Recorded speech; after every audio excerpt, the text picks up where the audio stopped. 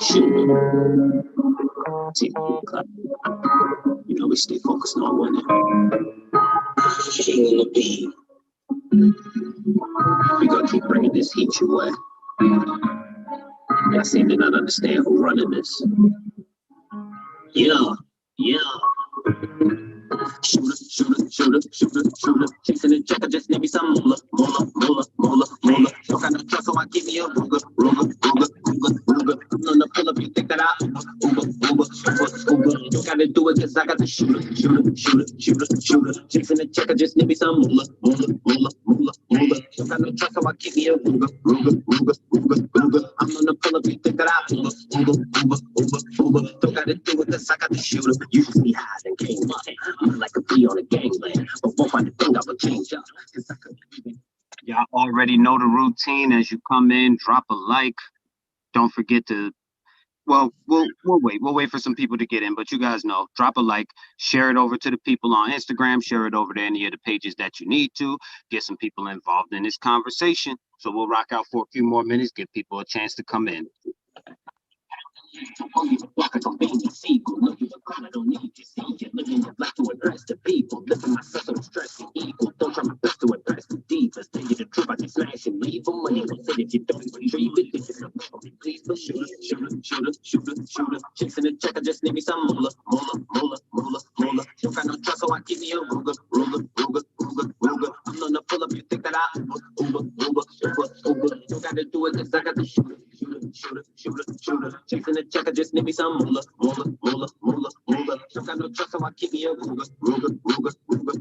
I'm on the pull up, you think that I Uber.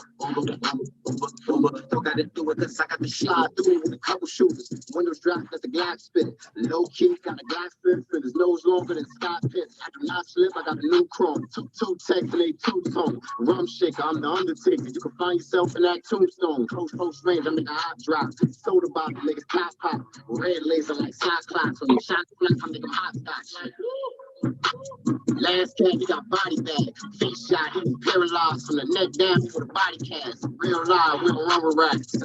We put him under racks. I let the thunder clap. Got lines with me like the Thundercats. Shot the head about 20 rounds. Sound like he got a band stuff. I got the shooters with me in the Uber, nigga. And they both shooting like Splash Brothers. Shooter. Chasing the check, I just need me some moolah. Don't got no trust, so I give me a Ruger. I'm on the pull up, you think that I Uber. Don't gotta do it, cause I got the shooter. Chasing the check, I just need me some moolah. Don't got no trust, so I give me a Ruger. I'm on the pull up, you think that I Uber. Don't gotta do it, cause I got the shooter.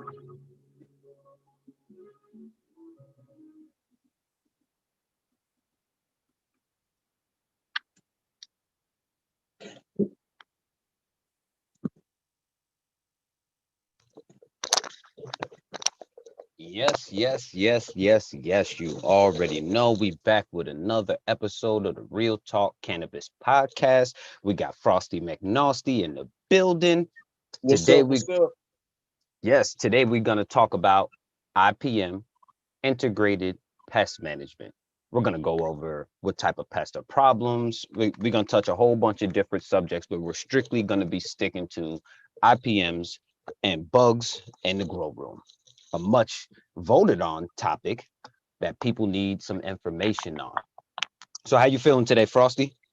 I'm great, man. How was the week? Pretty easy week, except for the fact that we got a massive amount of snow over here. Really? 2 days, 2 days in a row. You know, I think I heard that you guys haven't had snow in a few years. Yeah, it's been crazy. Like we definitely haven't had a white Christmas or anything like that. And I don't know how long. It hasn't snowed until like February, and then it rains, and then it's all gone. Wow. Yeah, normally you could make a snowman. It'll last the whole season. Not no more. That hasn't happened in years. Yeah, I think I went to New York in 2013, and it was snowing then. I came in like February, I think. And it was snowing a little bit, icy on the ground, freezing my ass off. That was some cold weather, man. I was not in a rush to get back to New York. Yeah, it'd be freezing, man. And it was crazy because my friend met me up there. It was like an Italian guy, Italian white, but he's real cool, man. I met him out here in Cali, so I went out there, and Mhm. he came with a jacket on, but he didn't have no shirt on. And he had his jacket like open, like he was just chilling. I'm like, it's freezing. It was They get crazy, man. they get Y'all so get some used to wind it. chill out there. Yeah, I don't care how long that I'll never get used to this level of cold. Yeah. I'll never get used to it. I'll never get used to the snow or this level of cold. How's What's the weather over there? it's about 50, about 50. Oh, see, I could Highs deal with of that. about 56, 58, 60. But it's cold. It's cold for us. Oh We yeah, don't like yeah, but I it. could deal with that. It was 16 yesterday. Yeah. Oh, hell no. Yeah. Hell Yeah, no. 16, and that was the high. Yeah. What have you ever built like a greenhouse out there for vegetables or anything?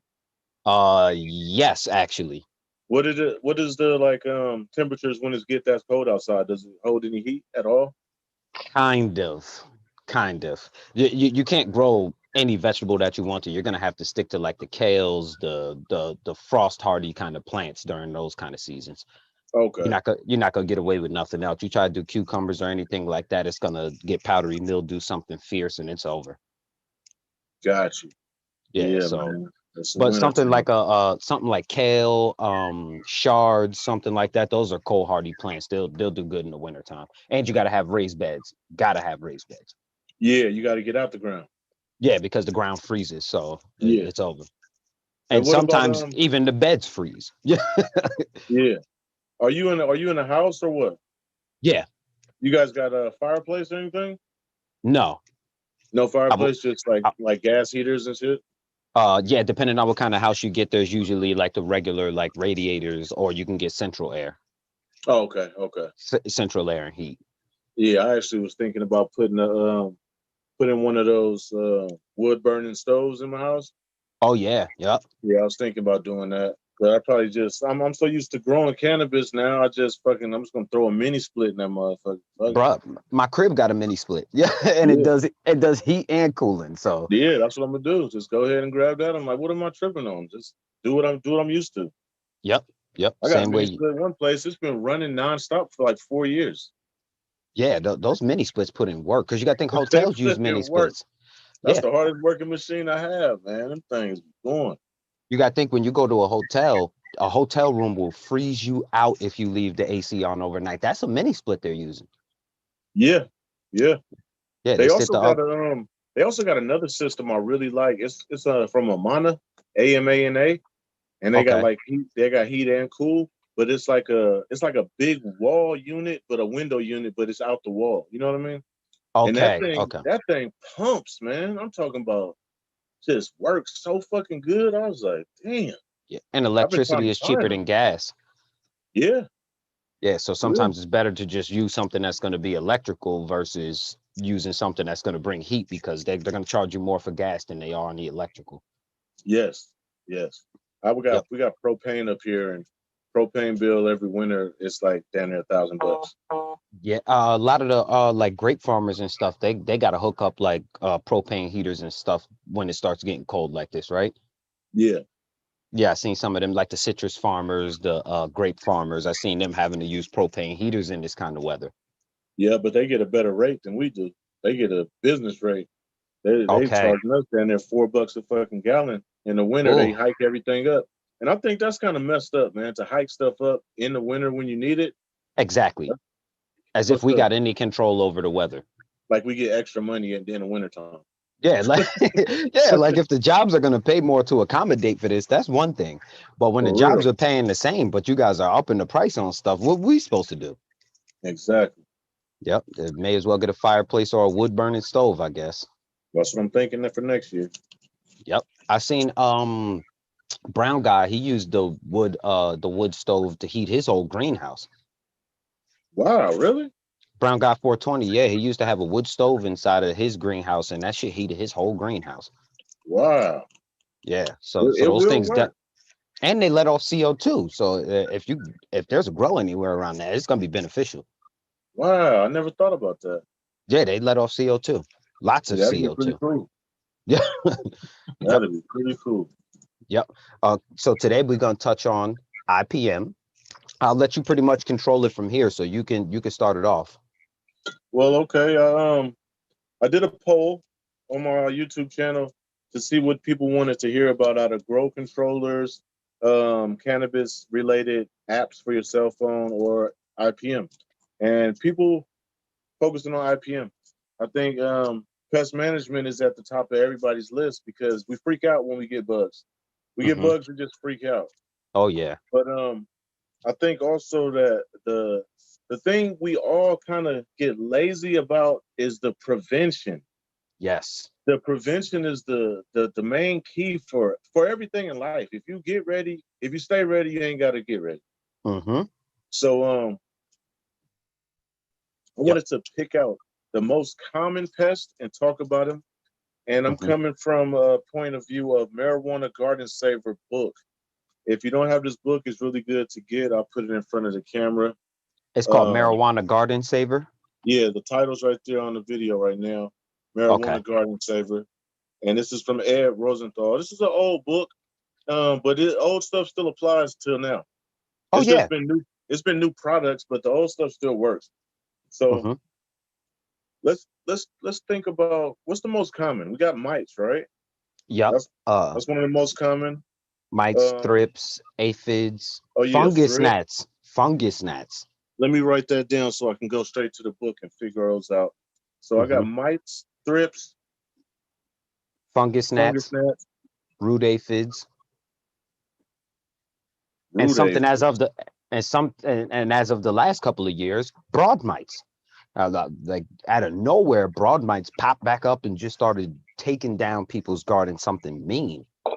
And that's what I mean about this book being old. Let's go to aphids first. Okay. Aphids are a common pest, small pear-shaped, soft-bodied insects. They got thousands of species that got all kind of colors: yellow, black, brown, green, black. They got all kind of colors of aphids, but you know them when you see them because they're really not doing. They don't do too much damage that you could see soon. They'll do damage over time, but they pile up so much. They look nasty on your plants, man. Just disgusting. Disgusting. What part of the plant are aphids usually on? They're strictly for the roots? No, aphids, they live on the plant juices by puncturing leaves and sucking sap from the stems. Okay. Do they have a picture of what kind of like damage it'll leave? They actually do have a picture. Let me see. Because I've never had to deal with them. See, I'm going to keep it real with you. I never seen the damage done from aphids. I just see the aphids. Okay. So if you see, I usually see aphids on outdoor, okay? So outdoor, if you see ants in your garden outdoor, most likely the aphids are coming because the ants farm aphids. They carry them too. I seen a picture of like an aphid almost like riding an ant. Yes. That's what they'll carry them, and they'll move them where they want them to move them so they could suck the juice out of the plant. And then the aphid makes a syrup out of that. And then the ant takes the syrup back to the queen and to the hive and feed the family. Okay. So if you could keep the ants away, you could kind of keep the aphids down. Because the aphids kind of like doing work for the ants. So the ants are just like a bus for the aphids. And then once they get there, the ants kind of work for the aphids. No, the ants work the aphids. The aphids work for the ants. Okay. Yeah, the ants farm them. They move them around. Let me see. They move them around, man. It's really crazy how they'll just be like working on them, go over there and check these aphids out, make sure they cool, and then go check some other ones out on the plant. It's a real trip. It's kind of dope to watch, but you don't want the shit in your garden. Exactly. You don't want those problems. Yep. For control of these aphids, it can be accomplished by just spraying them off with water because they're slow. Oh, okay. So you could spray them off. You know what I mean? You could spray them off with water. It get rid of the ants. So get some kind of ant bait around your garden, Mm-hmm. and then kill the ants, and then you'll see that the aphids they really their numbers will go down. Okay, so even though they reproduce quick, they're actually pretty easy to kill if you can catch it in time. Yeah, I have never killed an aphid though. So like, okay, so in my experience, the only thing I was able to do with aphids is knock them on the ground. Okay. And then they have a hard time getting back. That's what the ants are for. The ants move them around and put them places. Okay, so they the bus. They just drop them off wherever they want to go. That's going to be Yeah, beneficial for the ant later. yeah, because the ant can't produce, they can't bite the leaf and get what they can out of the aphid when the aphid bites the leaf. Okay. It's a trip, man. Oh man, they just partners in crime, man. that's Yeah, that's crazy. Yeah, I've never had to deal with aphids, so I'm new to this. yeah. Aphids are a trip, man. And aphids in California, like if anybody's listening from California, you know, aphids are a freaking problem right now. They are a Oh, problem. Every year, it's getting worse and worse with aphids, man. oh man, has California decided to look into what's making the aphids be such a problem? You know, sometimes my mind goes to they doing this shit on purpose. Okay, I didn't want to say it because I didn't want to get off topic, You know what I mean? but No, I'm a conspiracy theorist, man. I think me that all too. this shit started happening, like when shit started going legal and recreational in 2016, a lot of new super bugs was coming and we could not kill them. Yeah, like the broad mite. Yeah, broad mite, the spider mite even got strong. I sprayed spider mites with growers. What the hell was that? Grower's Choice or some type of spider mite killer? I'm talking about Hmm. I sprayed it directly on a whole web of them, and they was just walking around like it was nothing. Like they just Like took a nothing bath in happened. that shit. Yeah, I'm talking like, about nothing happened. I was like, what the fuck kind of spider mites is these? yeah, spider mites used to be nothing. They had so many different remedies that could kill spider mites. Now you spray them with everything. You got to get 3, 4, 5 different products just to slow them down. Like you ain't even kill them, you just slow them down. Exactly. Yeah, so I don't know Um, what the hell happened. So let me talk a little bit about aphid parasites. Professionals often use parasites when there is an outbreak that hasn't reached epic proportions. Predators are recommended for heavy infestations. However, this may just be a prejudice caused by the parasites as compared to the aggressive moves of the predators. I don't know what that meant, but the predators spend a portion of their life eating and killing aphids, and close up, their actions can be vicious and dramatic as an alligator. So what they're saying as far as predators, those are like ladybugs. Ladybugs will eat the hell out of aphids, Hmm. but the problem is it's never enough ladybugs to eat them all. Yep, because they If get you notice full the after a ladybug while. in the garden, the ladybug is not in the garden like prevalent like 1,000 of them on one plant. Nope. They have their own little territories and they just go out and seek and bite shit up, but they can't kill everything. Hmm. Um, That's the only pest. That's the only like because I know some people use biological warfare. Are they saying that's the only like predator that'll kill the aphid? they really don't get into the predators that do it. They don't even talk Okay. about the ladybug actually, but I'm telling you the ladybug because I know that they do. You know, this Okay. book is like this book isn't very, very detailed. Like it says aphids, but it doesn't get into root aphids. Oh, so they just give a general They consensus, giving a basically. general, yeah. They just giving a general. Like I don't see anything for R for root aphids at all. It's just aphids.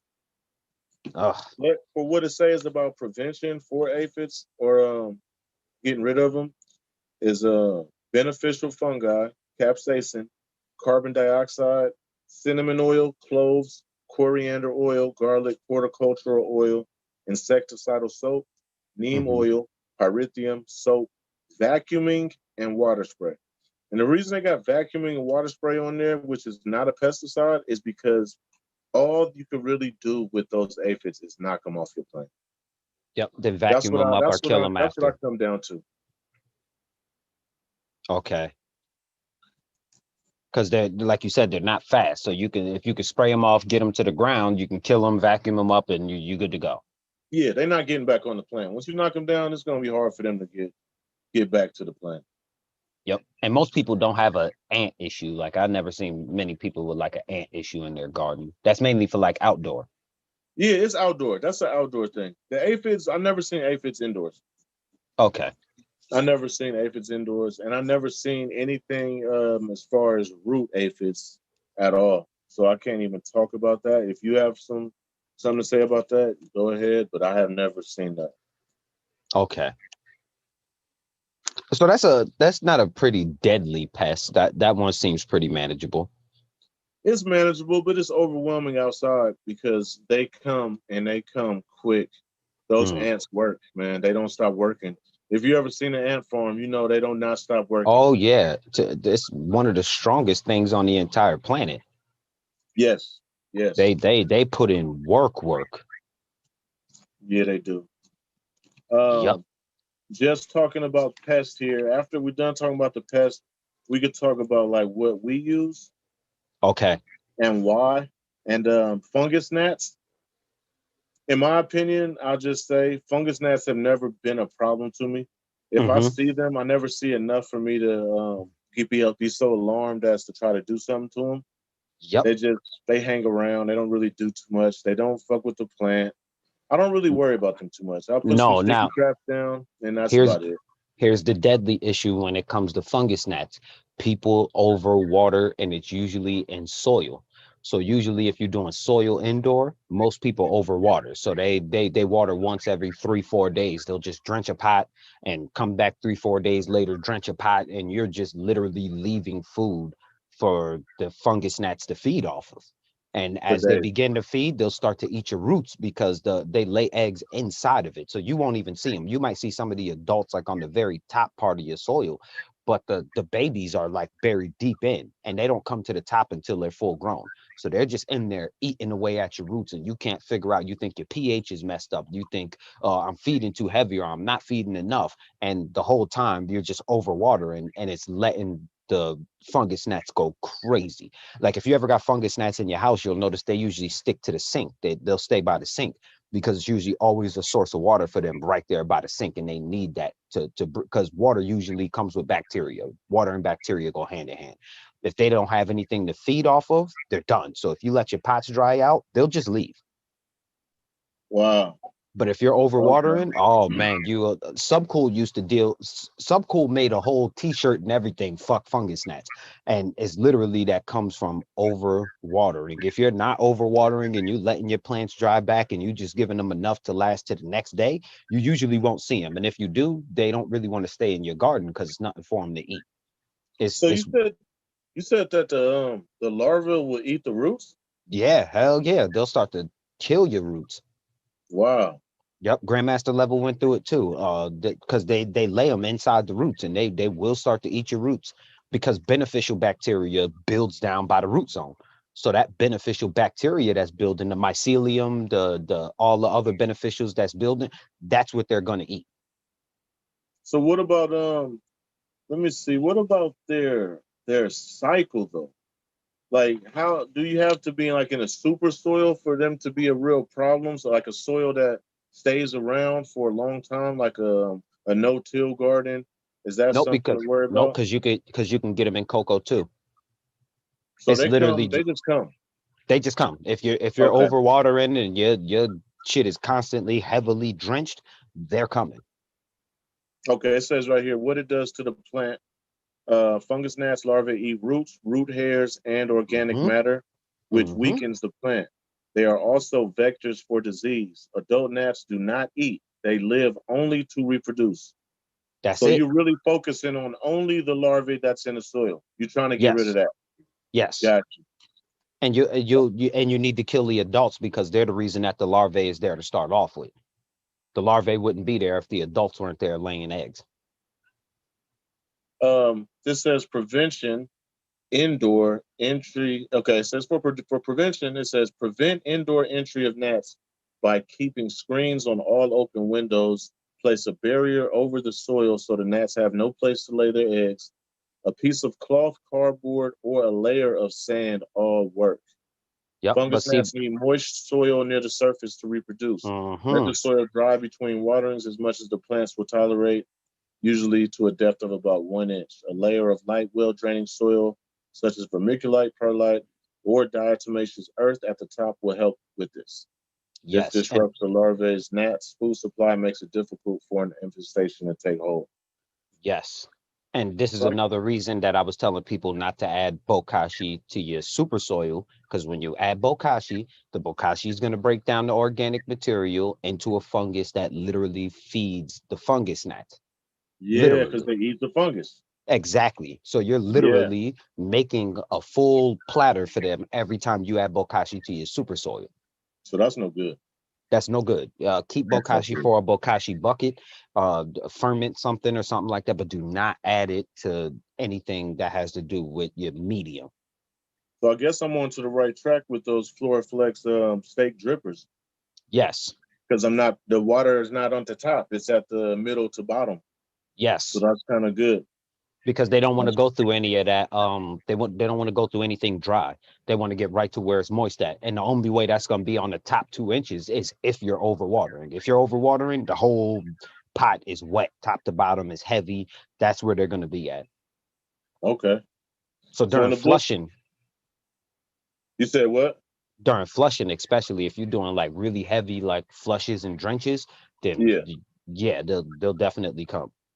But I think that'll probably be all right because that's towards the end for only like a week and a half or 2 weeks. So they Exactly. wouldn't really have I think it says the total time from egg to reproductive adult is about 4 weeks. Yep. So it'll be okay during that time. But That means you've been overwatering since veg until you got to flower. If you're in flower and you already got an infestation, that means you've been overwatering since they was in veg. the whole time. Yeah. And it really starting to seem like maybe we need systems that just don't touch the top of the soil. Like those stakes that you got that send the water straight into the middle to the bottom. Or ebb and flow, like lifting the feeding from the bottom. Maybe it's a reason for that. Yep. You don't But have then to there's worry about holes. this. Then there's holes in the bottom of the pots, and they can get in through there too. Oh. That's what Grandmaster Level was going through. So he used to put the what's that cocoa, like the cocoa mat? He used to put that in like the bottom of his pot. Yeah, so they couldn't get in through the bottom. Yeah, that makes sense. Water can still escape, but the bugs can't get in. Got you. I need to get some of that stuff. Oh yeah. I've been looking for it. I can't find it though. The Cocoa mat, break down, cocoa break liners. it up. Yeah, cocoa liners. For control of these fungus gnats, they say BT, some Bacillus thuringiensis, barrier, sandcloth, cardboard, cinnamon.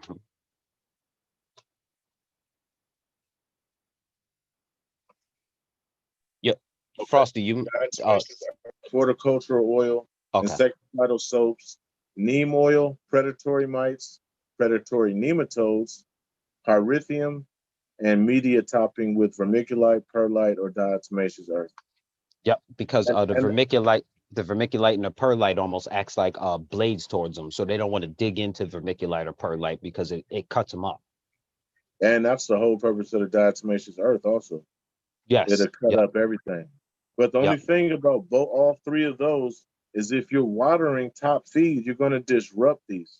And you're going to leave gaps in this topping for the pests to get there. Yep. You see what I'm saying? Like diatomaceous earth and water don't mix. They don't sit well together? They don't, not at all. Okay. So you would have to feed like from the bottom would keep that stuff on top. Yep. It wouldn't work. Hell yeah. All right. So yeah, fungus gnats is pretty easy to manage if you can control your waterings. If you're not impulsive and just giving massive amounts of water and then you ain't got to water for 3 or 4 more. If you got to wait 4 days to water again, you are watering way too much water at a time. Plants prefer less water. Say that one more time. If you got to water a plant and then wait 3 or 4 days before they need water again, you're giving them way too much water at a time. That was too much water. You drowned them. And they're just breaking out of it just for you to drown them again. Exactly. So plants prefer a little bit of water every single day. I don't care what system you in. It works better that way. Yeah, Because every even day. you're in a sort of soil, right? And even in your system, you still a little bit of water every day versus watering and coming back 3 days later. Yep, water every day. Not a lot, just enough that you just dial it in to where enough where they're not drooping, but they Yep. maintain their happiness throughout the day, and then repeat every day. And that's Yep. perfectly fine because they actually do better on the dry side. Yes. Especially in flower. Bone dry. Yep. As long as they're not bone dry. Yep. I agree. Let's skip to thrips. Okay. Okay, book says, how common is it? Thrips are not commonly considered pests of marijuana. However, in some greenhouse conditions, they can be serious pests. And I agree with this. The only time I had thrips was when I had plants either outdoors or a door opened or they could come in from outdoors. I never really see them too often during my year. No. Usually when I'm doing a outdoor run during like the summer or something, they'll find their way into my indoor garden, and it's probably because I'm bringing them in there. Yeah, exactly. Yep. What do they look like? They're tiny, about 0.06 of an inch, but can still be seen by the naked eye. And they look like this up close. That's how they look. Small Okay. little long white bugs Yep. running up under your leaves, and they just leave like a they leave Yeah. uh, they leave like a little shiny Trail. little tiny slivers of white on your leaves. Yep. Some people mistake it for spider mites sometimes. Some people think that they got mites.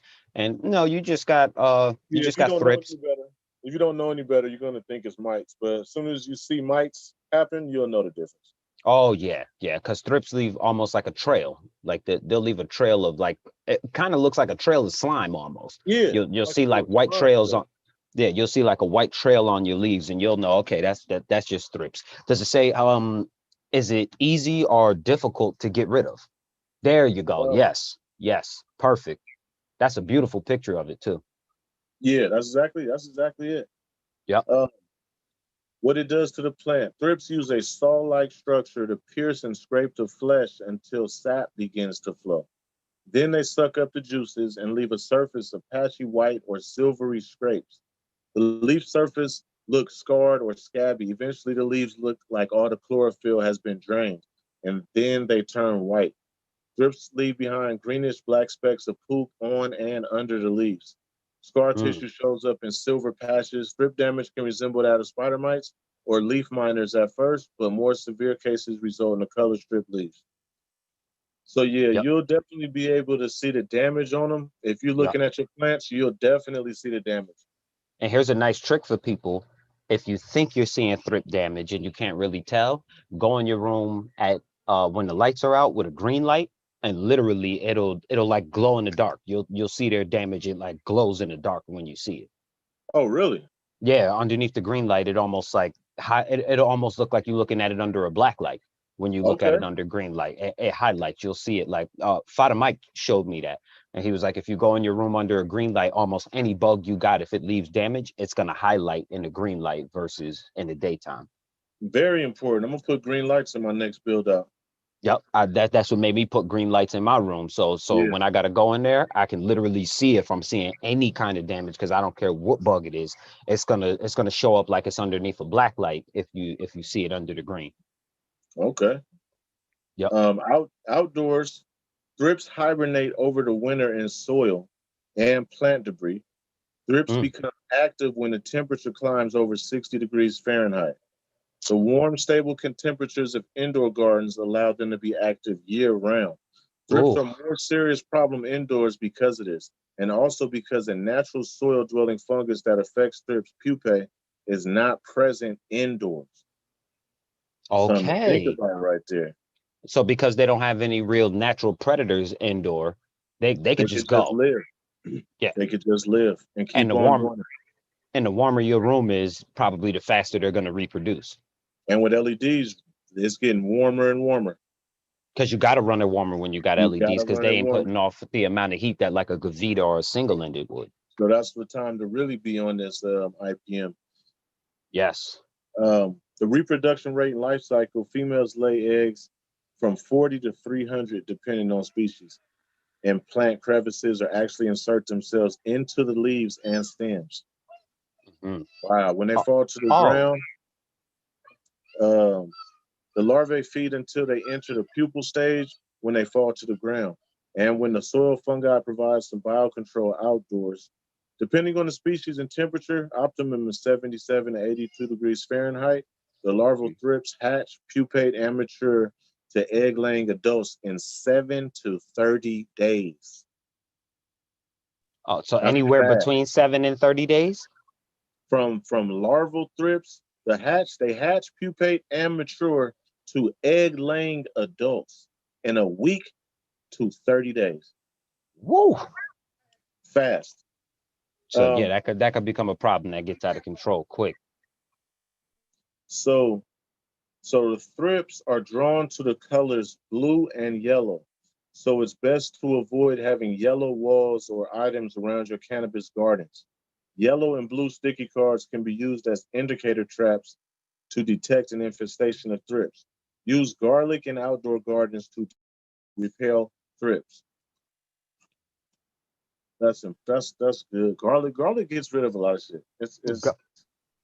Yeah, garlic especially if it's a soft body insect, then garlic is going to do major damage. Peppermint, garlic, things heavy on the nose are going to do major damage to anything that has to breathe through its skin.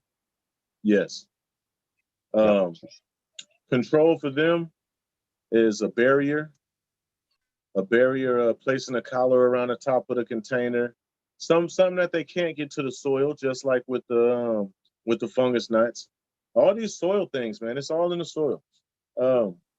Beneficial nematodes, capsaicin, carbon dioxide, cinnamon oil, clove oil, coriander oil, horticultural oil, insecticidal soaps, minute pirate bugs. I want to talk about those real quick. Minute pirate bugs. I ordered some of those to attack some thrips infestation that I had indoor like about 6 months ago. Mm-hmm. Be careful with those because they will actually bite you. What? They will bite you. They will eat that and they will bite you if they get on you. Every time I went into the garden, I had to scratch so much because it felt like I was just getting bit up. And I put so many in there, I couldn't do nothing about it. I just had to keep getting bit up for that whole run until I could get everything out, cleaned everything out, scrubbed it down, and let it sit for a while for everything to leave. So that's the minute pirate bugs are dangerous, man. After that, neem oil, predatory mites, pyrethrum. Okay. So, and pyrethrum is the bomb. The bombs. And that didn't work either. That did not work. Okay. That did not work. The minute pirate bugs did not work. I'll talk about what works after this. After we get through the test. Okay. Did we talk about spider mites yet? Nope. All right. Yeah, let's talk about spider mites. Let's go. Spider mites are very common. They are the most serious pest in the cannabis garden, and I think everybody in the community will agree about that. Spider mites are relentless. Spider mites are relentless. I could talk about them without this book, but I just like to give the background of the book knowledge, and see and hear what they got to say. Yes. Where is the pest found? They live on the plants, mostly on the underside of the leaves, but can also be found on the buds. They can also be found moving along the silvery webbing from leaf to leaf and even plant to plant. What it does to the plant. Spider mites pierce the surface of the leaves, suck plant juices from them. These punctures appear on the leaves as tiny brown spots surrounded by yellowing leaf. Identify infestation by tiny spots on the leaves. They can be seen as colored dots on the leaf undersides. As the population grows, they produce webbing that the mites use as a pedestrian bridge between branches or plants. So they just fucking Peter Parker in it all over your garden. Oh yeah. everywhere, from plant to plant to plant to plant. And if you see some spots, they're in there. Oh yeah, They definitely. are there, Heavy. and it's wartime. Yeah, by the time you see them, they there. Yes.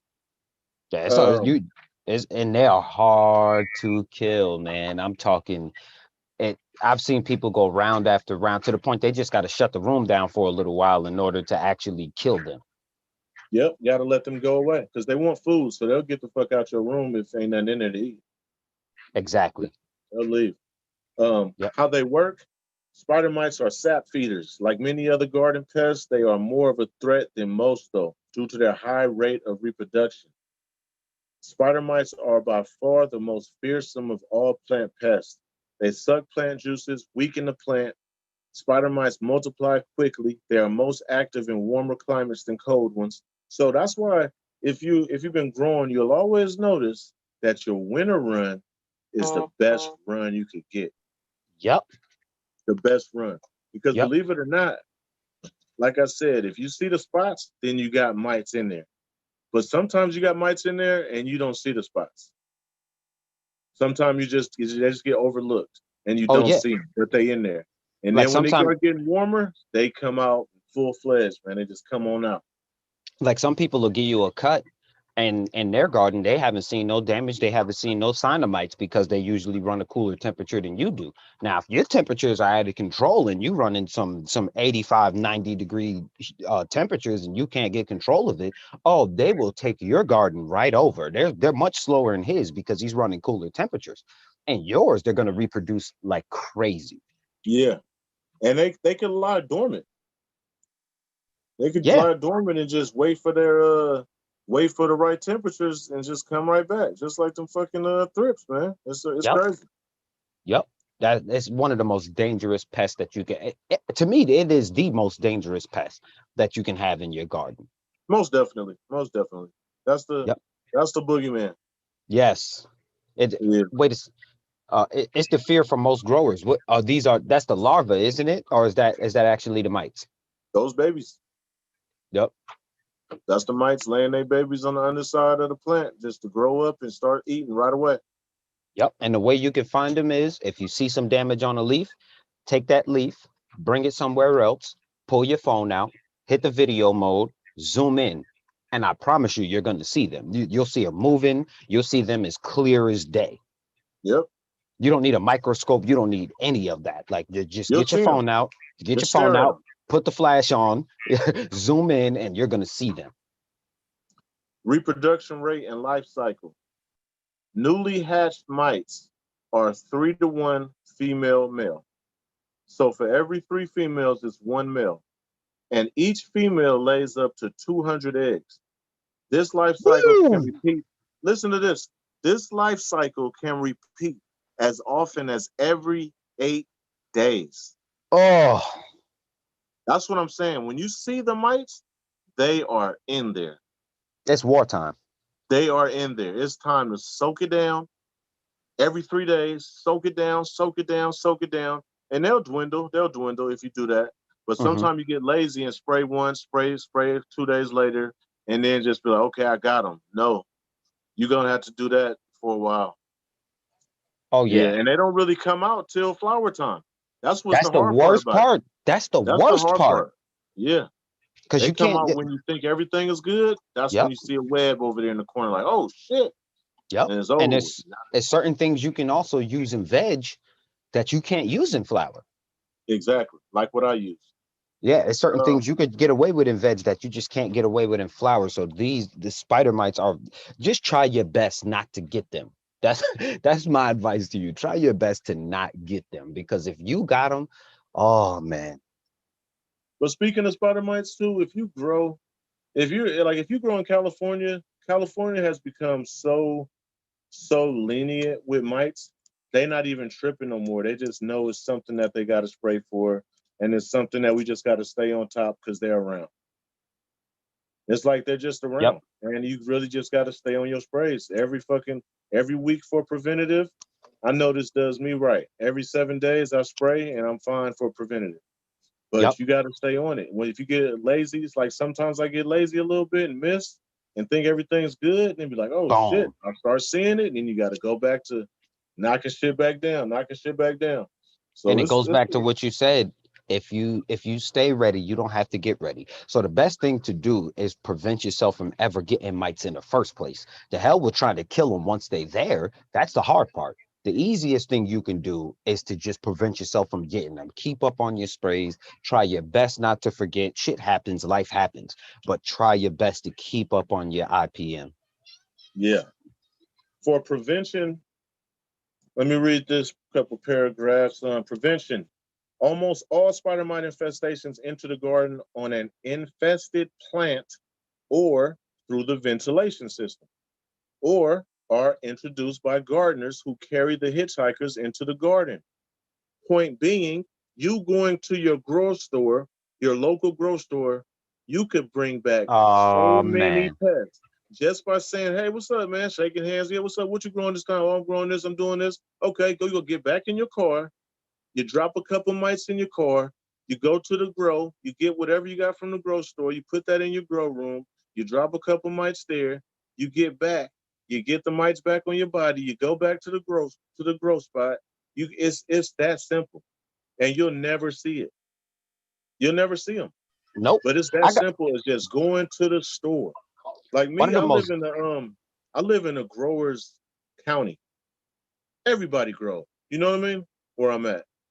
So I don't fuck with nobody. I can't. I gotta stay 6 feet no matter what. Even before COVID, I'm 6 feet, man. I'm trying not to. I'm on Amazon ordering my shit. I'm trying to get my shit on the internet. I was just about to say that. Do your best to stay out of the grow store, because there's so many horrible growers coming into the grow store that they don't care. Like, they're just coming in there. They don't even know what they have yet. Like, they're just starting off. They have no idea if they have mites, thrips. They don't know any of it. Then they're in the grow store. They touching products. They grabbing bags of cocoa. They grabbing bags of Pro Mix and Perlite. And these bugs are just getting dropped off there. With massive amounts of food to be able to eat, because there's so much organic material inside of a grow store that they don't have no issues. Then you come along, you in there having a conversation, and they're just all over you. Now you bring it back to your garden. So I say your best bet, order as much as you can. Stay out of the grow store as often as possible. Yeah. Go there when you really need it, and take a shower before you go in your room, man. And if you go in your grocery store and you see the person up there buying the pesticides, stay the fuck away from them. Yeah, you might want to leave that day. Come back the next day. They got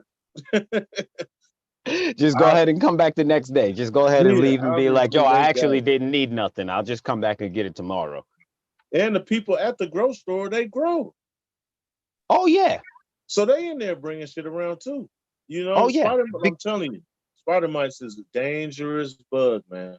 They're just like bed bugs. They're very similar to bed bugs. You could go to somebody's house, sit on their couch for 2-3 minutes, and bring bed bugs right back home to you. And bed bugs are a mite.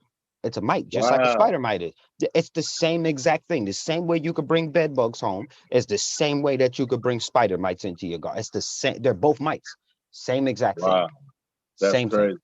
I never knew nothing too much about bed bugs, but I heard they was vicious too, man. I always thought it was a myth until there's like massive infestations in like my area, areas around me. There are massive. I always thought it was just a song. Good night, don't let the bed bugs bite. I never knew that they were real. until they were like on the news, like they're a massive infestation and they leave bites on people, and it's terrible. Spider mites work the exact same way as bed bugs. They're both mites. Yeah, they just come in for your garden. They come in for your cash crop. There you go. Spider mites suck on plants. Bed bugs suck on humans. That's the only difference between the two. One lives off blood. One lives off the juices of a plant. That's the only difference between the two. Yep.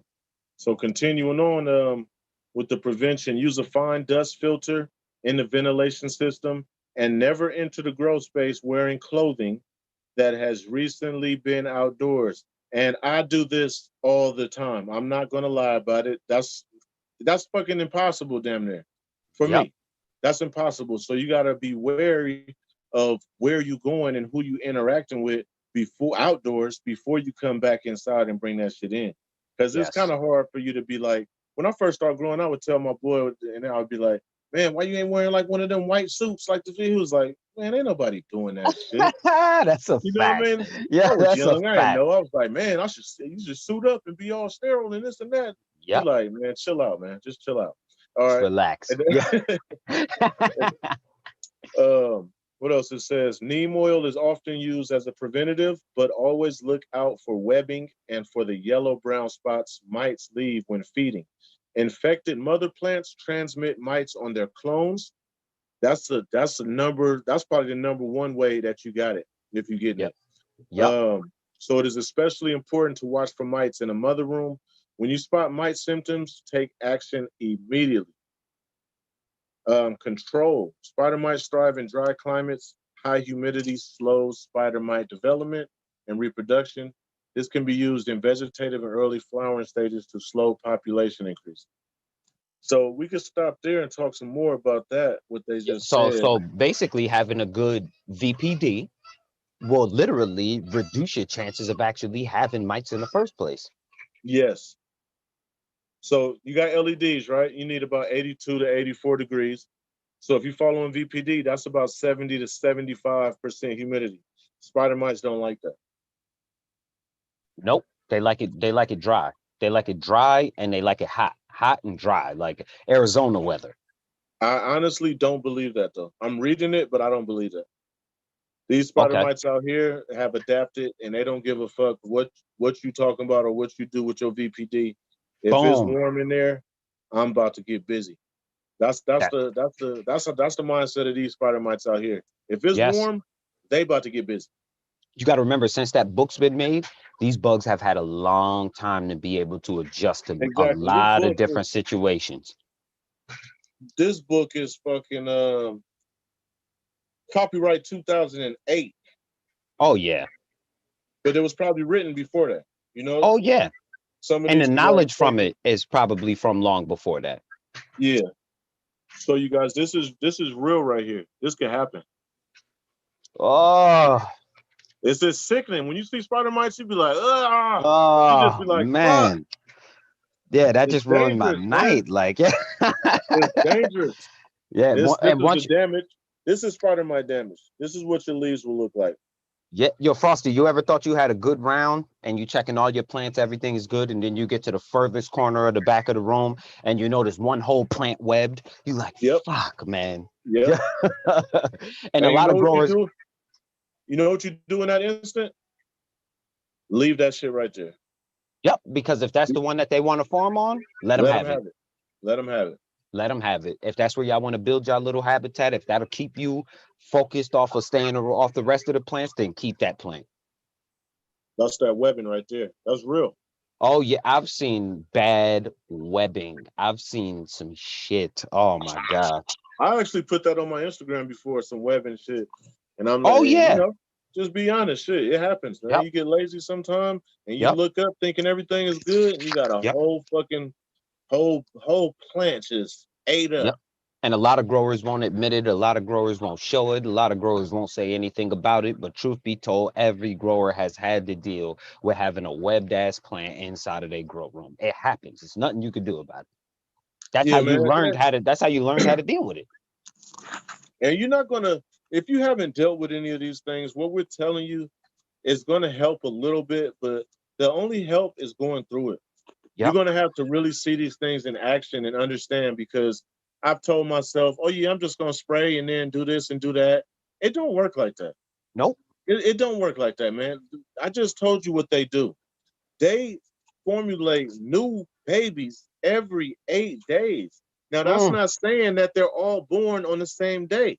So every single day, you got mites dropping them off. So it's not no every 3 days. You do it one day, wait a day, one day, wait a day, one day, and do that for about 10 days straight, and maybe you'll see some results. But this shit is not a game when it comes to mites, man. Hell no. It's not a fucking game. Hell no. Treat mites like COVID. Man. Yeah. You don't want to catch mites, yo. That's the last thing you want to do. For real. Get mites in your grow room.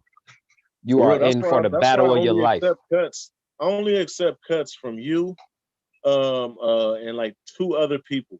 And Yep. these people is like people I really watch what they do and hear. You know, you got to do your Yep. research. You don't just take shit and just be like, okay, cool, I got this cut. Nah, man. Yep. I And I done had still, cuts. I done and I had cuts, still, and there was so much mites on there. oh And I'm like, yeah. what the fuck? Get this shit out of here, man. You don't see this? And It's crazy. there's some people who claim to have some of the cleanest gardens ever that I've received cuts from, and they have had issues. And that's why I IPM everything that's about to go into my room. So as soon as I get a cut, I dunk it. The second that I get it before it ever goes into my room, it's getting like full dunked in a pot of something. So let's talk about that. Go ahead and tell me what you use for what do we start with? Aphids? Did you ever have aphids? I've never had aphids. Okay, what about thrips? You ever had thrips? Yep, I've had thrips before. What you use to combat them?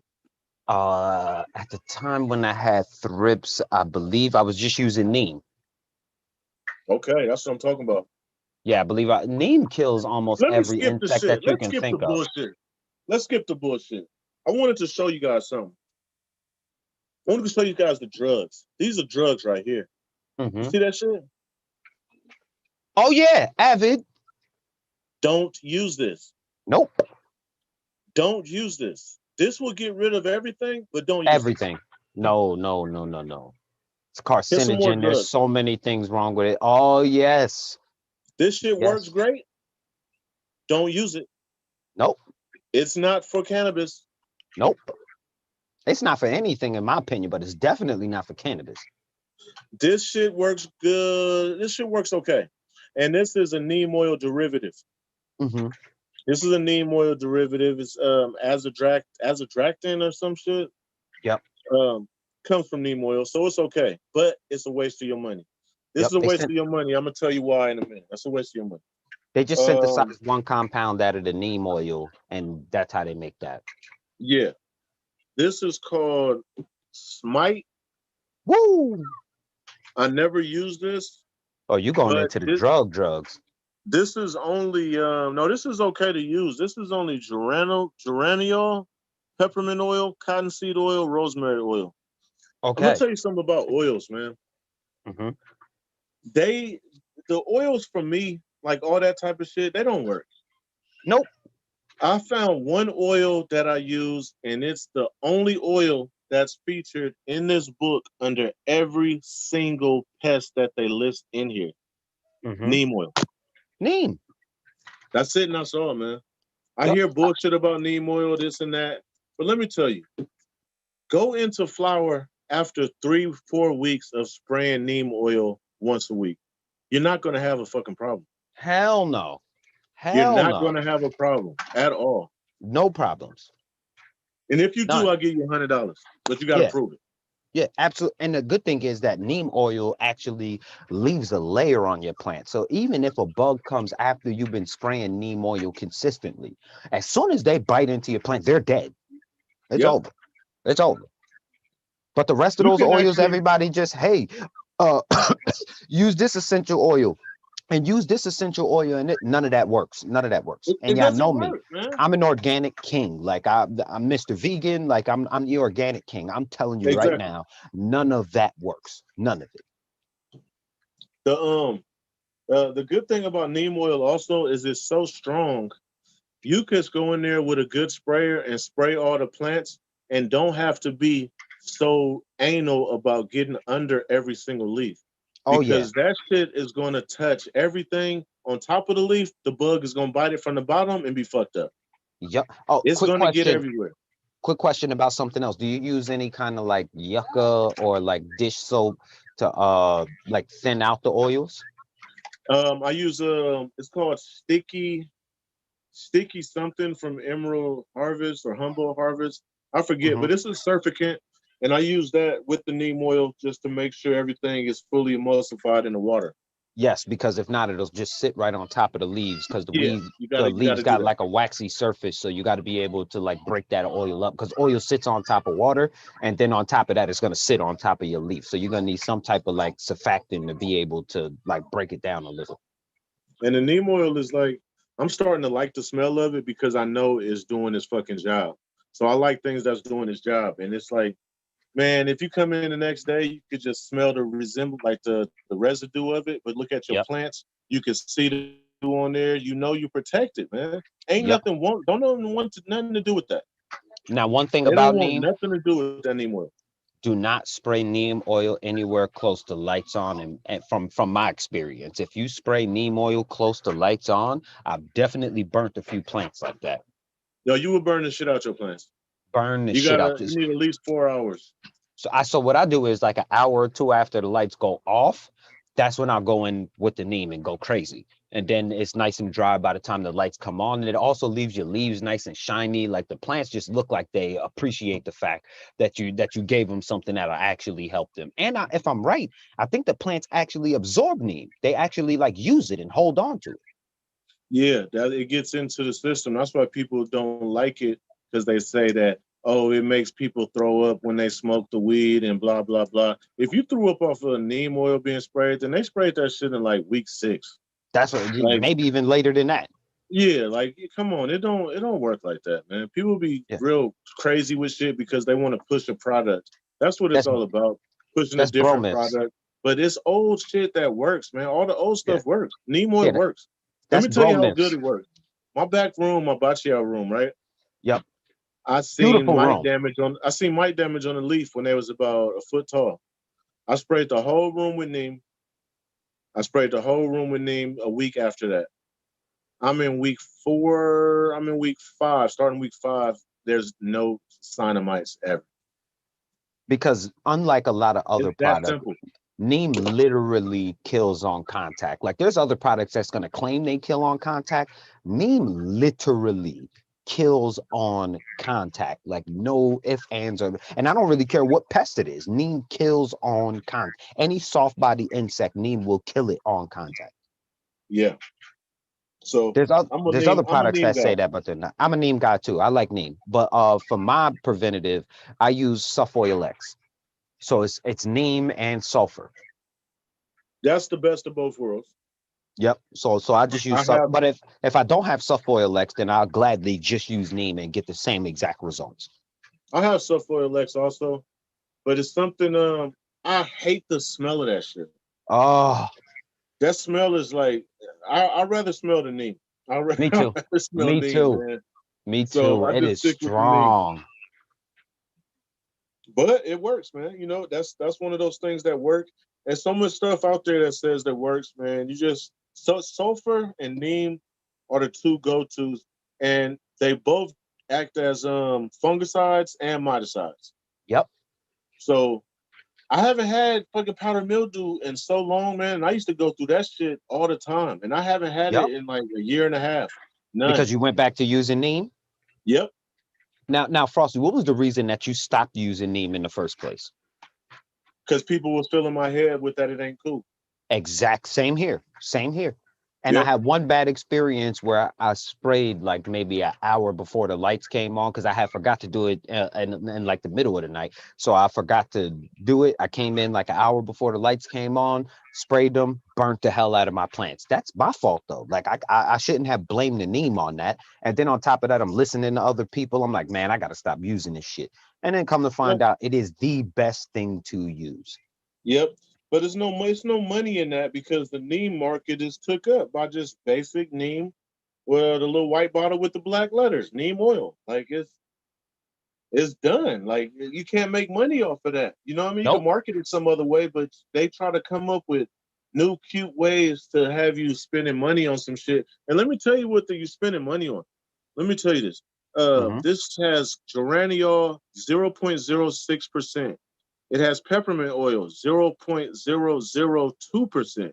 Cottonseed oil, 0.00002%. And rosemary oil at 0.00002%. Other ingredients, 99.93% fucking water. Water.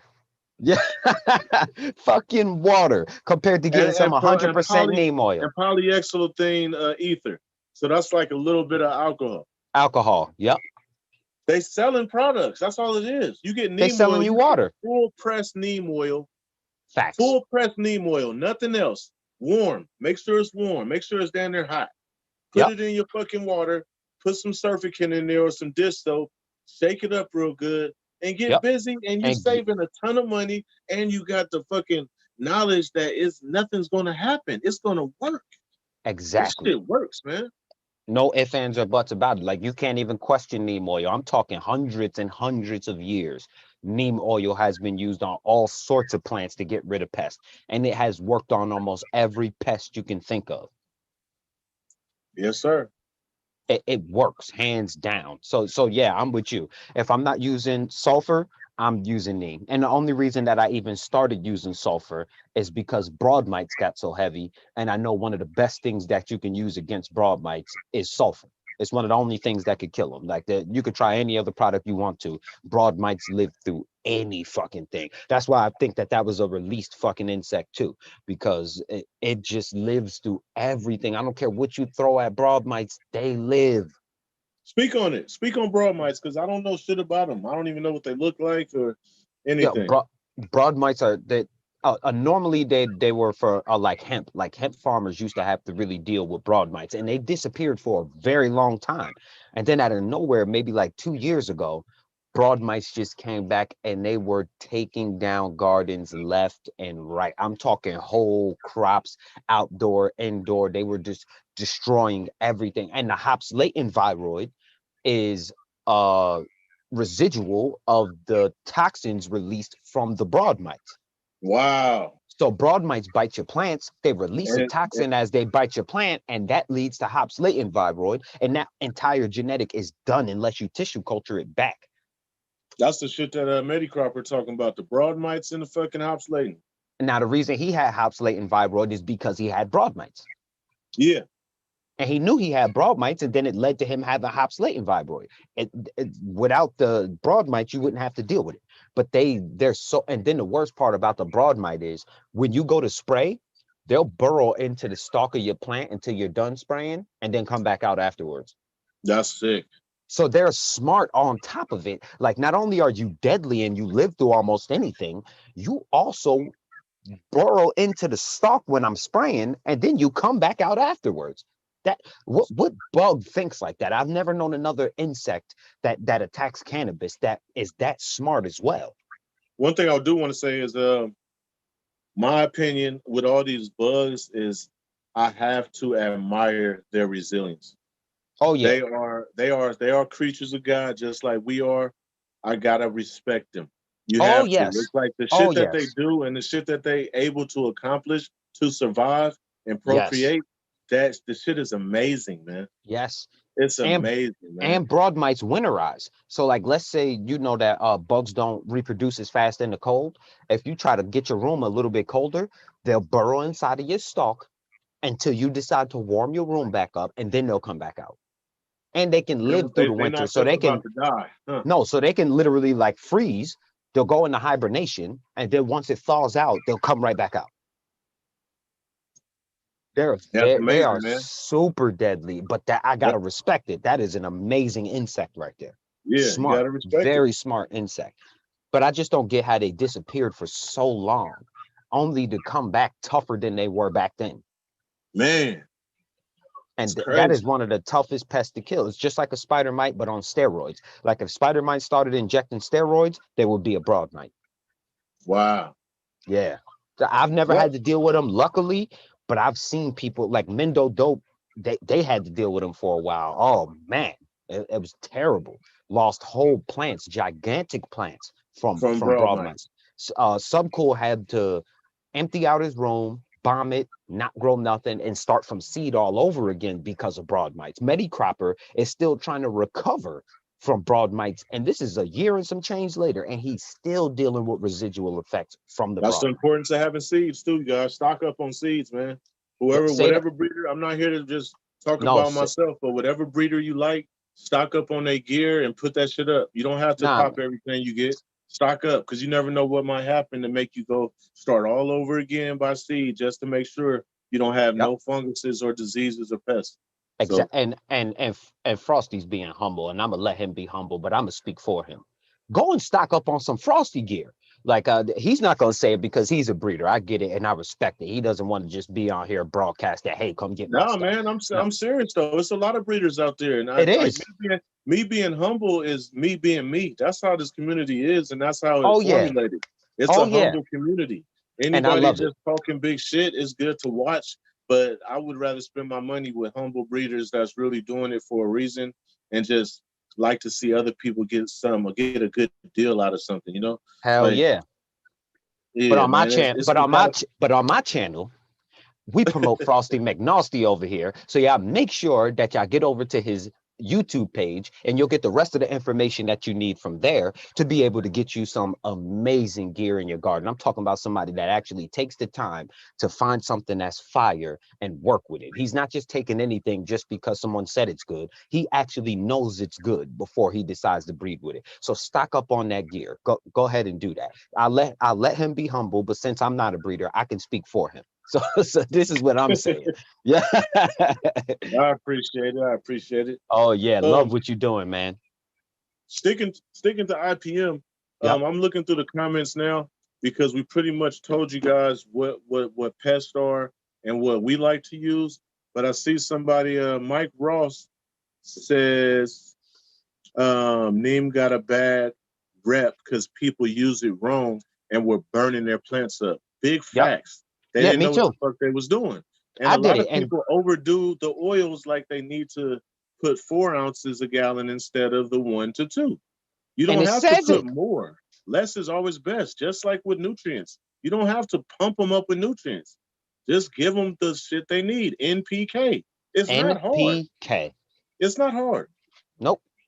Um, And that was my mistake. I stopped using neem because I burnt the hell out of my plants, and I blame the neem for the reason I burnt my plants. And it was my fault because not only did I probably use more than what was directed on the bottle because it didn't seem like it was enough, I also sprayed maybe an hour before the lights came on, and I was using Gavitas at the time.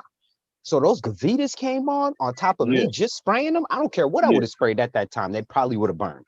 And I blame Uh, the neem for it, all to have to turn around and go back to using neem later because it's the only thing that works on not only, like you said, fungicide, it's also a pesticide all in one shot. Great product. You ain't paying for no water. You get 100% of the product that you're buying. yes, you do. And And I like that. that goes to say that you have to use stuff and figure it out on your own. Like we can't tell you because the lights are different, your environment's different. You might like okay, so when I spray, here's my tip. I turn my fans off and I turn my lights off right after I spray. So I Yep. keep the lights on until I spray because I'm in veg when I'm spraying. So I go there when the light's about to go off about 15 minutes before, set up, go in there, turn the fans off, spray that shit down real good. Spray it all. Mm-hmm. Spray the soil, spray around the pot, spray everything. And Mm-hmm. then I turn my lights down. So when they come back up, when they come back on, they're not coming on at full strength because you can see some leaves curling from that. And you Okay. don't want that. So you give them a little medium light the next day. And then after that, go ahead and turn it back up. Okay, So so for a whole day after you spray, you kind of like dim the lights a little bit. yeah, because it's in veg when I'm spraying this. So that's like T5s or LEDs. And the LEDs I have, they're dimmable. So I'll just turn it down, you know? So they'll Okay. get their light the next day. Then I'll put the fans back on. They got the fan moving. They got the little bit of light they need to keep on going. And then the next day, back to normal. Okay, so basically they get a cloudy day after you've Yep. given them their IPM. So next day is Yep. just gonna be a little bit of cloud cover, and then after that, y'all back on deck. Exactly. Okay, That's how I recommend doing it just to make sure. Because honestly, the I'm gonna shit is take that advice. neem oil's a beast. So you could still burn your shit the next day by turning the Hell lights yeah, too damn high. hell yeah, because it leaves a nice waxy coating over your leaves. So I Yeah, and that definitely could see burn. how that could happen. Yep, Yeah. it's almost like putting lotion on and going outside in the summertime. Yep. Yep. Okay, okay. Yep. So I'm definitely about to implement that because I never did that, but since I got the HLGs and I have the options of dimming them, I'm Yeah, definitely give them gonna do down. that the day after spraying the neem. You're not gonna hurt nothing. You're not gonna hurt Nope. nothing. They Nope. They take a get a nice break. They cloudy can day. take a break. You know what I mean? Let the Yep. neem work. Everything's fine. Yep. Um, Another thing too with sulfur and neem, if you want to use both of those different times, you need to wait 2 weeks before you spray either or. I Don't heard wait that. 1 week, because you can fuck yourself up by spraying sulfur and then spraying the oil on top of that. You'll fuck your plants up, or Did they vice say? versa. Did they say why that is? I've Sulfur heard is it before. strong, I just just like didn't neem know. is strong, man. You got to give them things time to work. Okay. You got to give them time for that residue to dissipate. They need some Okay. time, man. At least 10 days. At least 10 Oh, days. okay. Another I mean, tip. that's just my opinion. You know, that's my opinion. No, you're not the only I done person fucked who up shit said it. before. I done You're not the fucked up only shit person before. who said it. Yeah. Yep, I'm about to write that down. I need that information. See, that's the But you good use thing about a sulfur real X. talk podcast. Yeah. Ain't no lying over here, man. Fuck lying. Yep. So we Lying getting is something real you do when you a information. kid and you don't want to get in trouble. Like, how the fuck I'm gonna get in trouble? You know what I'm Exactly. saying? Can't get in trouble. Exactly. I'm just over here to tell the truth, man. Yeah. And this type of information is what we need, because other people who talk about like neem or any kind of pesticides, they don't go into this kind of detail. Like, they don't talk about bad experiences. They don't tell you about what could go wrong. They just tell you, hey, use this pesticide right here and it'll kill this bug. And it's like, okay, hell yeah, I'm just going and grab my paint sprayer and spray away. Oh, something else. How do you apply your IPM? Like, what do you use? You use a pump sprayer, backpack sprayer, what? Bro, the pump sprayer is the best sprayer. Okay. To me, I'm not gonna lie, man. I got I use the paint sprayer also, but the paint sprayer, you got a cord you got to worry about, and it's kind of awkward. It's awkward when you spraying because the you can't hold 2 gallons in that fucking hand sprayer. No. So you got to keep on putting these half a gallons in there that's running out hella quick. Yep. I'd rather use the pump sprayer and get that light mist over all the plants and just take your time. That's the best way to do it for me. Okay.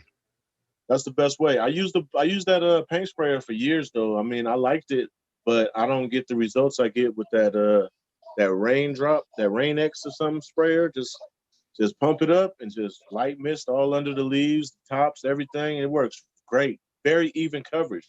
With the with the paint sprayers, you blowing the shit out your plants. So a lot of those leaves get kind of just hit at the top. They don't get a chance to get the bottom because the force of the spray is too big. Yeah, I gotta go underneath the plants and fire upwards. Yeah, and that's tough when you have an angled nozzle at the bottom that's sucking up the solution. You know what I mean? You gotta keep it full the entire time, because once you start getting low on it, it just stops spraying altogether. Yeah. Yes. You're better off going in there with a 2 or 4 gallon pump sprayer and just start from the back, work your way out. Yep. I see. Now I may go back to way more coverage though. I may go back to the pump sprayer, because what I normally do is I'll make like 1.5 gallons to 2 gallons of the IPM, and then I'll just keep on refilling the pump sprayer as needed, or the paint sprayer as needed. That's normally what I do. Keep on going back. Keep on going back. Yep. But it might be like you said, just take my time. You know what? We're always in a rush. We always seem like we're in a rush, and sometimes you got to take your time if you want to have a good round. If you want to make sure that you're really killing insects and powdery mildew, you want to really go in there and take your time to make sure that shit is well taken care of. You absolutely right about that. Yep. Absolutely right. Yep. Good. I hope y'all taking notes in here, because even I'm learning something today. Like, and I'm on the panel and I'm still learning something today. I hope you guys are getting this information. We thank you for being on the show, Frosty, man. Like, we don't know where we would be without you, because you got some experience that a lot of us don't have, and you keep it real. Like, some people got a lot of experience, but they sugarcoat stuff. I love that you just cut and dry. Here, this is the information. Take it or leave it. Yeah, I thank you for allowing me to be on here, because if you notice on my channel, I don't talk too much because I can't think of shit. When I talk to other people, that's when it all could just come out. Yep. You know what I mean? Like, when I'm talking to you, it can all just come out. All this information I have, it could just come out. But when I'm on a video, it's like, okay, here's the plant, then all right, that's it. You know what I'm saying? So, same cool. Here. Hell it's cool yeah. to be on this. Yep. So did we touch all of the pests? It's more pests probably, but in this book, they have like silly shit like Things most of us won't have to it deal might with. not be silly though. Slugs and snails. I don't know. I don't see that in cannabis. Nah, me neither. Rats. I don't. You know what I'm saying? Moles. They say moles. That's some outdoor shit. That could happen. Yeah, I've had Moles could groundhogs. happen. I've had groundhogs. Speak on it then. You would know. Speak on that. Get yourself a dog. There you go. Yeah, get yourself a dog. You know what I'm saying, gate off where you're gonna be doing your outdoor at, and let your dog constantly circle around that gated off spot where you got your outdoor at. Let him piss and do what he got to do. The groundhog will smell the fact that it has a predator that is surrounded by where it's trying to get to, and it'll just turn around and go the opposite way. It won't come anywhere near your garden if it smells that there's another predator right there. Yeah. Oh, I Oh, had a and problem last. upside down forks is another thing that works good. Upside down what? Forks. So you could take like plastic forks and stick them into your ground, and because the groundhog's going to have to come up in order to get to anywhere, and as soon as it steps on a plastic fork that's stuck inside of your ground, it'll turn around and go the other way as well. Wow. Yep. Skunks Okay. too, because skunks are almost blind. Like as soon as a skunk bumps into something, it'll just attempt to go around it. It won't try to climb anything. It won't do anything. But skunks can do your garden dirty too. Are possums blind also? No, possums are very, very dangerous too, but they normally don't attack cannabis plants. They'll normally No, go for your I'm just garbage. asking because when I was younger, like 19, I was driving down the street hella fast in this little 240Z I had, and a possum was in the middle of the road, like blinding me with his eyes because I was, he was stuck in my headlights, and I'm just looking at his eyes and just ran the motherfucker over. He didn't Yeah, move or no, nothing. hell no. There's a He bunch didn't of move them or where nothing. I'm It at. was crazy. They are gangster. It's a bunch of them where I'm at. Whole families of them over here by me, and they are gangster. Like you if you got like a small dog or something, you don't want them running into no possum or nothing. Yeah, that's crazy, man. Hella big claws. They are dangerous. Oh, one thing else, caterpillars, man. Oh, they will Caterpillars. destroy your outdoor crop. Oh man. I seen the effects of that last year, man. I lost a Oh yeah. lot of buds. Well, not last year, this year, this previous summer shit. Yep. Yeah, man. They told me to spray BT. I sprayed that, I think, and I didn't see anymore. So I wish I would have got some of that shit earlier. But I lost a lot of buds to caterpillars. Oh A yeah. lot of them, man. They vicious, man. I wonder if they getting stoned. They just be eating the fucking bud up. Yo, just burrow themselves right inside your bud and eat it from the inside out. That's crazy, man. Yeah. Do you think that it's just the inevitable that you're gonna have to chalk up some of your buds from outdoor to caterpillar damage? I'm not trying to deal with that next time. I think I got a method to get rid of that. Okay. But if I had to pay that price to play, I would let them go ahead and get the little rocks off, man. Go ahead. Do you think putting a couple of frogs in your greenhouse will help? Frogs? Yeah. I never thought of that. The frogs will eat around here. I got some frogs around here too. The frogs will eat the actual adults. The adults will never get to lay no eggs. The eggs will never turn into larvae. The larvae will never eat your buds. I don't think a frog's tongue is that long. Oh, they'll get up in your plants, no issue. Okay. Yeah, they'll get around in your plants, no issue. I never thought about that. Yep, and the days that you don't see anything there, if you keep them fed, like just with a couple of like dead insects or something, maybe find some grasshoppers and kill them or something, they'll stay around and they'll eat anything that flies around. Yep. Yeah, that's kind of interesting, man. Get a couple frogs, huh? Yeah, a couple of frogs. They'll eat any flying, because I know you also don't like flying insects. I seen that in your last you won't have to deal with no flying insects if there's a frog around. They eating anything that flies around, and they'll find a way to get to it. Damn, that's crazy. Yep. So if you got frogs in your area and you could just catch a couple and leave them inside your greenhouse, shit, you might be able to eliminate a lot of stuff. Shit, they might eat the caterpillars too, for all we know. Yeah, I'm gonna eliminate the flying shit another way though. I think I figured something out. I'm gonna use screen. Yeah. Yep. Get yourself a screen. You won't have I to mean, deal your with that. screens, close up the ends, and then make like screen doors, Yep. screen vents, shit like that, so nothing can fly in there. And that should eliminate all the caterpillars because the little moths and butterflies ain't gonna be able to get in there. Yep. And as long as you got a decent enough screen and it's not like a 6-inch trellis or nothing, nothing's Oh getting through hell there. no! I'm talking about Yeah. like a screen door A screen. They ain't screen. getting in there. Yeah. Yeah. They ain't getting through there after that. That's over. And only time they could get in is when you open the door. And if you see them fly in, you can catch them and kill them. Yep. Yeah. Or the bug zapper light. I don't like that thing, man. Yeah, me That's neither. like that's inhumane to me, like for bugs. That's fucked up. Because all you Yeah. do is hear zoop, zoop, zoop. That's like, damn. And it That attracts them motherfucker. to it just to kill Yeah. them. That's fucked up, man. I agree. I That's always fucked wanted up. one, but I can't bring it upon myself to just get it in. Like every time I plug it in, I wind up leaving it off.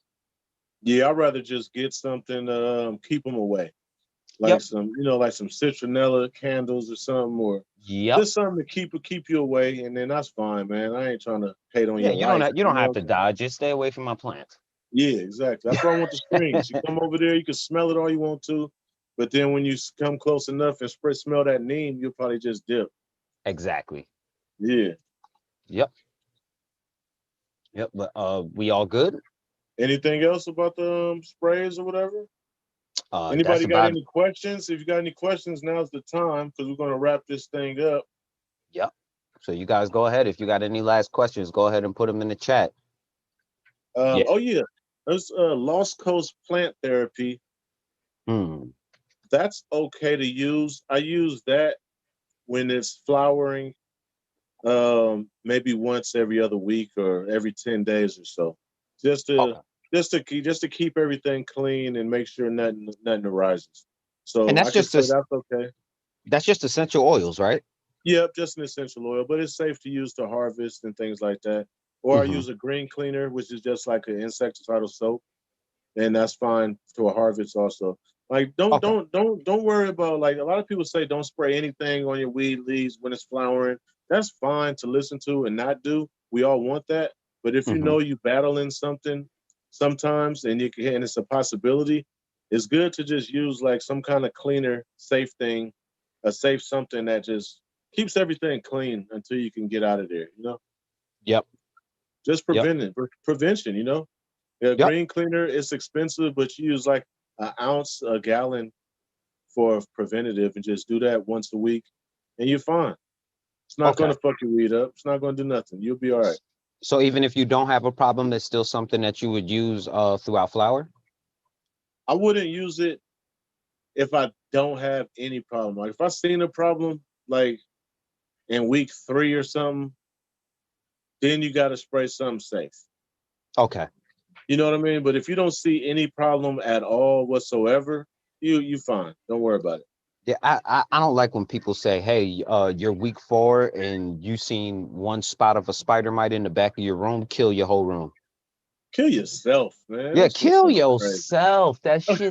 You know how much work I done put, man. Listen, there's some That's safe not products happening. that I can use, and other than killing this entire crop. Like maybe if you in like a 2x2 tent or something, like I'm still not killing shit. I don't care. I'm not killing nothing. I I'm already still spent the not killing money. shit. Exactly. I done already veg this plant up. I done went through all of this work. I'm not killing shit.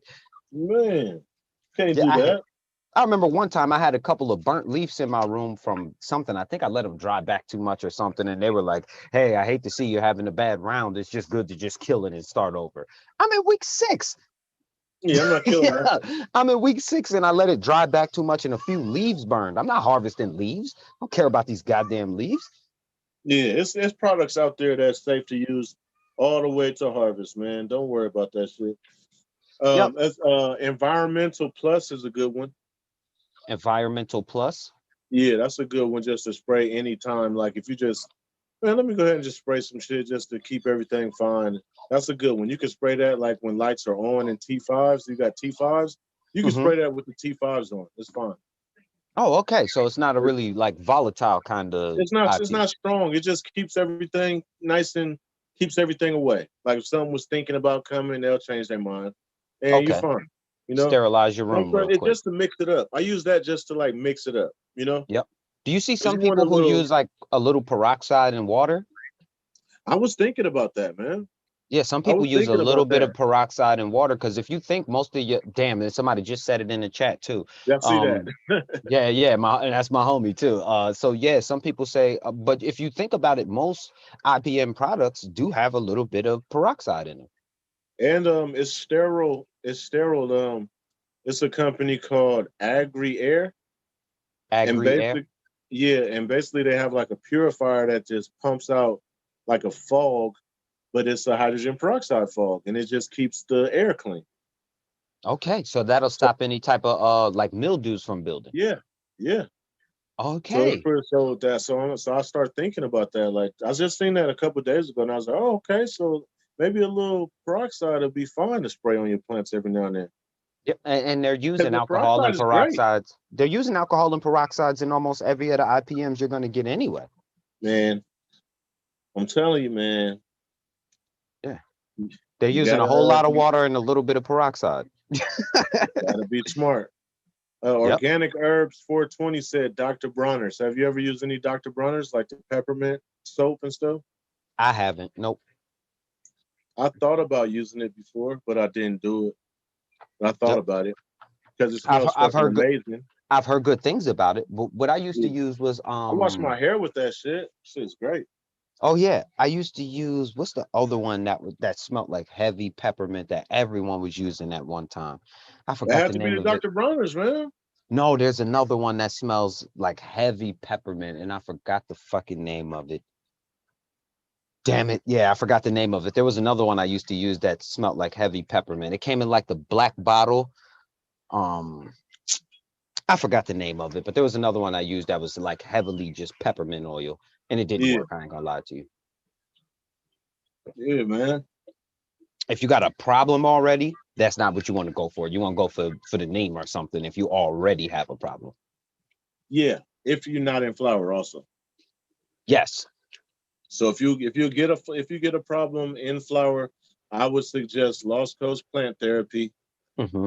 and Green Cleaner Mm-hmm. and Environmental Plus. Those three things that should take care of any problem you have. Green cleaner, I've heard a lot of good things about. Like I've had some people who are dealing with like powdery mildew, like outdoor, and use green cleaner, and it worked great. Yeah, that shit still come back, man.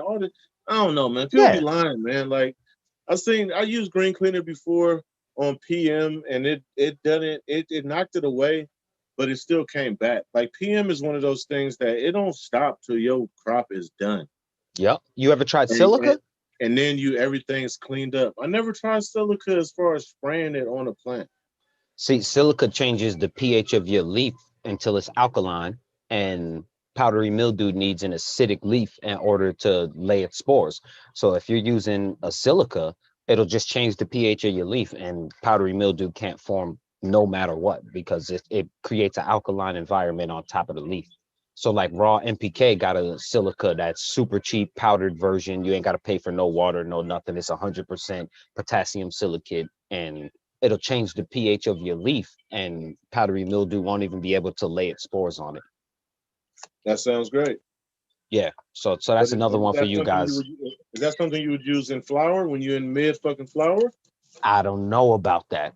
See, so mid flower, only things that I feel comfortable using is Green Cleaner, because you gotta, you know what I mean. Once you got something, you gotta spray it every 3 days, every week. Yep, You just gotta keep doing it and finish your run up. You yep, can't let the run just get fucked up. You got to keep spraying. So I feel comfortable with spraying that, Lost Coast, and Environmental Plus. yep. So we'll go Anything with else? those ones. Yeah, anything else I wouldn't do in like mid flower or anything. Yeah, they brainwashed me to the point that I am terrified to spray anything in flower. I try not to. I consider killing rounds because it's what they've always told me. Like if you had a problem too deep in the flower, then just chalk it up as a loss and kill a round. So I'd be stressed if I see a problem week 5, 4, 6. I'm like, oh man, am I gonna have to kill this and start over? Or but now you're telling me products that are safe to use during flowers. So now I'm a little bit Those more are safe to comfortable. use. Those are safe to use and they smell good. Smell great. I love going into my grow room and it smells great. Yeah, it smells great. Lost Coast smells great. Environmental Plus smells great. Green Cleaner smells great. It's no issue. Out of the Yep. three, I really like Lost Coast smell, man. It just smells fresh. Like I just gave it a bath. You know what I mean? Mm-hmm. So that's So definitely one I'm gonna keep my eye on and grab a couple bottles of just to keep in a stash in case anything happens. yeah, man, it's always good to mix up shit. You can fuck around and have a pest in there that's been through every run with you and just Yep. can't get a hold of nothing because you keep switching it up. Yep. Because they'll adjust after a while. Yeah. Yep. I agree 100%. Do you see any more questions? Um. No. Peroxide in water will destroy powdery mildew. Organic herbs said peroxide in water will destroy powdery mildew. At what ratio? 1 ounce a gallon, 2 ounce a gallon? Yeah. Let me. Can you? I want to hear about that because I don't know about it, and I think And the good would thing work. is when you're using something like peroxide, the alcohol evaporates off and it leaves no residual anything on it. Mike Frost said, I heard 1 or 2 ounces of Lost Coast plus 1 ounce of peroxide. I think that's 1 ounce of alcohol, not peroxide. I never Yeah, heard yeah, peroxide mixed with the Lost Coast. Heard alcohol. yeah. I know Lost Coast did a live stream with someone and he was really going deep into his products. I forgot who he did it with. Yeah, they can sell you on their products because they thought about all the answers, but you got to Yeah, use that shit for yourself and see if it works with you. Like another exactly. one product, Amazing Dr. Zom's. Mm-hmm. It's a great product, but it's too difficult to use. The Oh, temperature has to be just right for the whatever bacteria inside of it to stay alive, and it can't stay alive in chlorinated water, so you can't use tap water. You have to use distilled water. It's mm-hmm. just too difficult to use.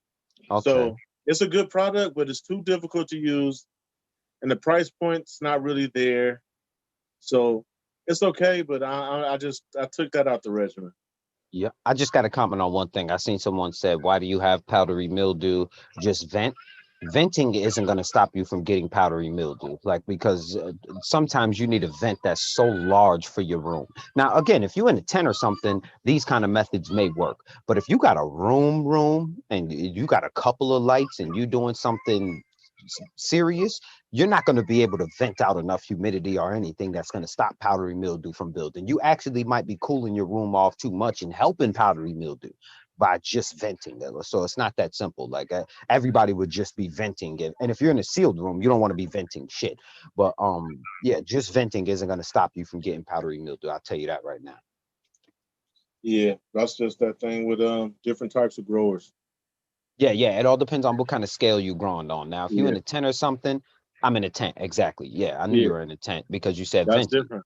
Yeah. That's As way soon as different. soon as as soon as he mentioned the vent, I knew he was in a tent because if you in a room, you ain't venting nothing. There's CO2 running, you ain't venting nothing. Hell no, you ain't. Yeah, I'm not here to vent nothing. I would need a major vent, like you would need like a 12-inch exhaust fan, and I ain't got time for none of that. Yeah, that's a big boy right there. Yeah, I expect like a room like you got, Frosty. Can you imagine what kind of vent you would need?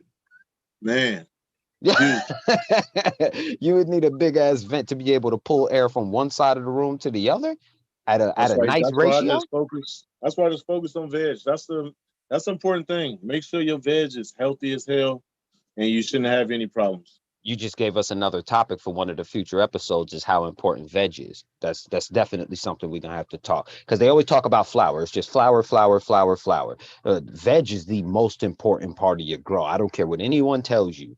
Veg is the most important. Yeah, we could talk about veg next week.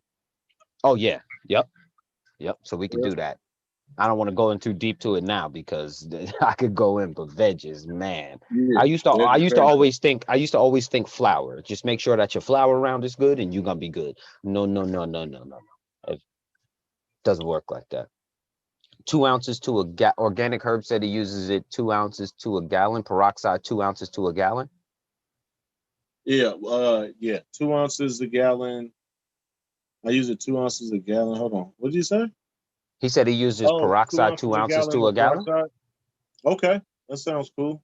Okay. Have you dealt with any burning or anything using 2 ounces to a gallon? Like I I know don't I even thought think I normally peroxide heard would 1 ounce. burn though, right? Well, it evaporates off. The alcohol evaporates off. So, and it just turns into water at that point. So, Yeah, that's probably just giving it a nice bath. yeah. So once it touches, yeah, it's going to destroy anything that it touches. And then after maybe an hour or so, it's just going to evaporate off and turn into water. Keyboard gangster, my lights are off. I can't show you anything. My Oh, yeah, lights yeah. are on. Don't worry, he'll have an update soon. Just make sure that you subscribe to that channel and you get over to the Instagram and subscribe and follow that page too. You'll be able to get some good updates. Yep, always updating. Yep. Mr. That's about it Doors. for me. Okay, so I'm all good too. So you guys, I thank you guys for tuning in. Make sure that you subscribe, hit that notification bell, get over to Frosty McNasty on Instagram, get over to it's Frosty McNasty on YouTube too. Yep, Frosty McNasty on Instagram, YouTube. Probably about to change the website name to Frosty McNasty also. Okay, so you guys hear it. You get over there, make sure that you subscribe and follow, drop a like, drop a comment, share this into your Instagram or wherever you got to. Get some people involved in these future conversations. Let them know that they can get their questions answered over here. Frosty, you got anything to say before we close out? Get well and stay well, man. Anybody by any means necessary. Get well and stay well. You already Health is know. wealth, man. Health is wealth. Yes, you already know. Beast Coast out.